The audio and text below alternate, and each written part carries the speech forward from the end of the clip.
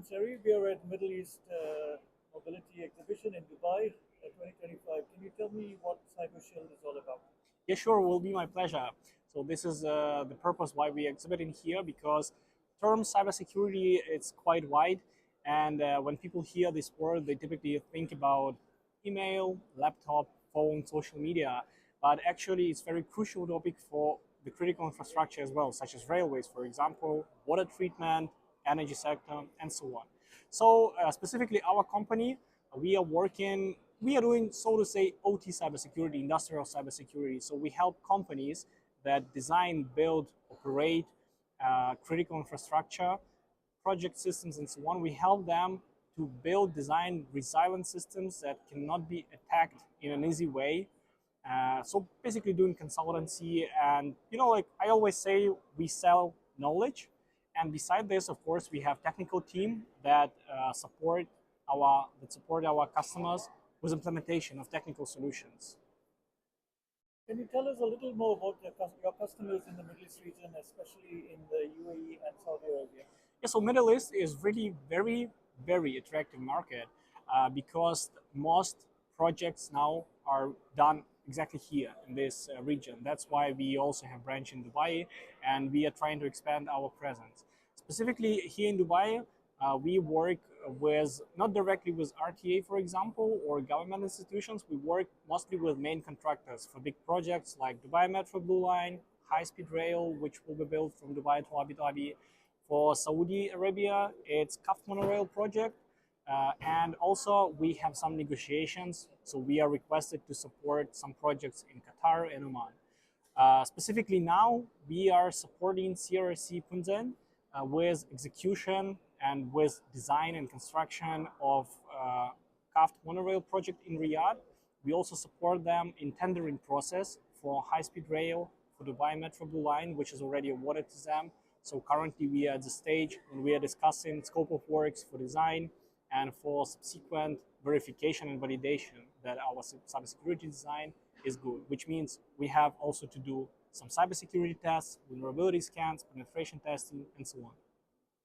Obviously, cyber criminals target the whole world, but why would cyber criminals or cyber organizations want to target the Middle East region, especially rail operators in this part of the world? So I will start a bit from the back, so to say, but I will answer your question. So if we talk about threats, about cyber threats, about who may attack me and why this person or this group may attack me, what always we do during design stage, it is called threat landscape definition, it is called cybersecurity risk analysis. So it's very crucial to understand the context and boundaries of the system or infrastructure about which you are talking, for which you apply these terms like who can hack me. So it's very crucial by understanding this context to specify who can attack you, why, what would be the motivation for this attacker, and what would be the capabilities, meaning does this attacker has enough knowledge to really attack my system? And if we talk about Middle East, so obviously society here is very secure. Comparing, for example, to East Europe, where it's quite often that you will see some criminalistic activities within society when passenger does some vandalism, or maybe they want to steal something like cables. In Middle East, you never meet this. So in my personal opinion, first of all, we need to consider political situation. So we have some tensions currently in the region, and it's not clear how this will evolve in next years. Thus, state-sponsored groups should be considered with a lot of care. And on another point, on one hand, as I mentioned, society is very secure, but this is also a kind of weakness because you do not consider these kind of attacks that can happen from passenger side. Just because society is trusted. So in my opinion, we should apply a kind of zero trust concept to the society, to passengers. And yes, we have some robust physical security measures, like for example, CCTV systems that monitor passenger compartments, railway stations. We have fences. We also have some security guards. But the question is it enough? And the next question is like, if we monitor, what are we doing when we identify there is some suspicious activity? Because I'm not sure if I will now go to some train trying to dismount some panel and connect to its network, yes, it will be tracked by the camera. But the question is like, will there be any activity behind this? Will somebody identify and react on my suspicious activity? I'm not sure about this. Obviously, CyberShield has to stay one step ahead of the bad actors.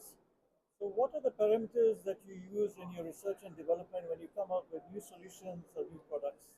Yeah, so like one of the biggest challenges I see in general for cybersecurity domain over the world is that when you talk to people from different parts of the world, they talk about the same things, but they use different words, they use different terms, principles, and so on. And this is one of the biggest challenges so far. That's why we always rely on international standards. So we are also involving into the development of international standards like IEC 62453. This is international version of TS 5701, which is called Cybersecurity for Railways Application. It is based on IEC 62453. So we always try to be aligned with these standards. So we really put a lot of attention to it, because then these our work can be understood by people all over the world.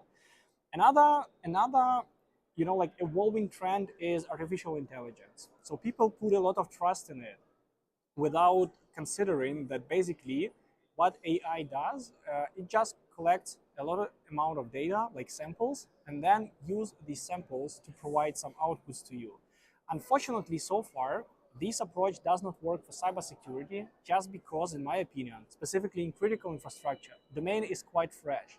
So we have tried to employ artificial intelligence to do our analytical cybersecurity work, and so far we see that product is not ready. So maybe this would be business opportunity for somebody who is working on it.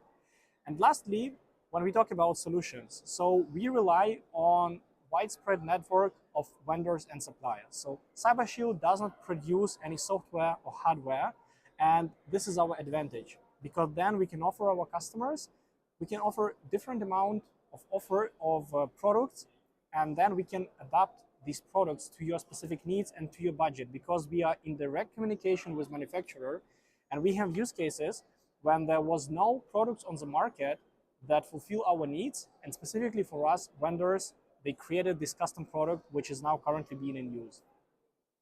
How different is the rail market in the Middle East region compared to the rest of the world? Yeah, so definitely in my personal opinion, in Middle East market is the most attractive, specifically for railway projects, comparing to any other part of this world. If we talk about Europe, this is quite common opinion between also our competitors, because we all are in touch and exchanging sites, that in Europe there is a kind of stagnation, and mostly it is caused by lack of budget.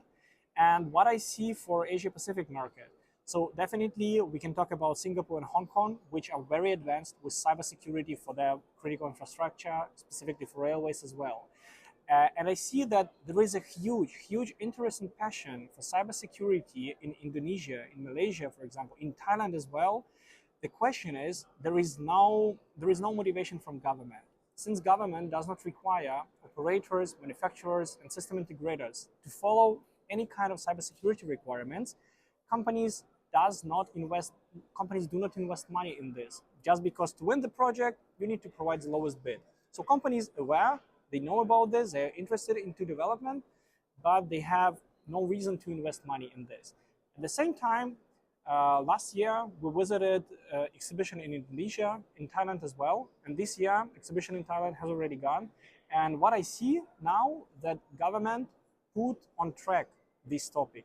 So this year, talking to the same companies and people, I realized that now government is pushing so far them, requiring them to do cybersecurity. So I think in a few years, like 2-3 years, maybe for Indonesia this will be maybe 5-7, we will see the same situation as in Middle East. We will have all these projects like in Malaysia, like in Jakarta, and they will have cybersecurity requirements in place. So definitely everybody who wants to take part in this project, they will have to follow them. In your opinion, the cybersecurity landscape is transforming and changing every day, especially with artificial intelligence and generative artificial intelligence. What is your perception of this, where you have AI and Gen AI affecting cybersecurity? Well, this would be nice to talk about how AI affects like cybersecurity posture of our world. If cybersecurity posture of our world already would be at some good level, because this is common issue. Everybody from cybersecurity can tell about this. That if you now go and take a look on some critical infrastructure that has been built 5, 10, 20 years ago, there is absolutely nothing in place. Even though you have all these standards, all these requirements, nobody takes care about already built projects. So, like before talking how AI will reshape our cybersecurity resilience, I believe we should first ensure that we can fulfill resilience requirements that were applicable 5, 10 years ago when we had no artificial intelligence. But, but definitely AI changes game quite significantly. For example, if you go to ChatGPT now and you will ask how to attack network, first, ChatGPT will tell you that, sorry, this violates our policies. But if you will ask him that I need to do it to show on exhibition to my customers how this can be done, you will have so detailed instruction that is more than enough for you to really execute this attack. And this is really issue.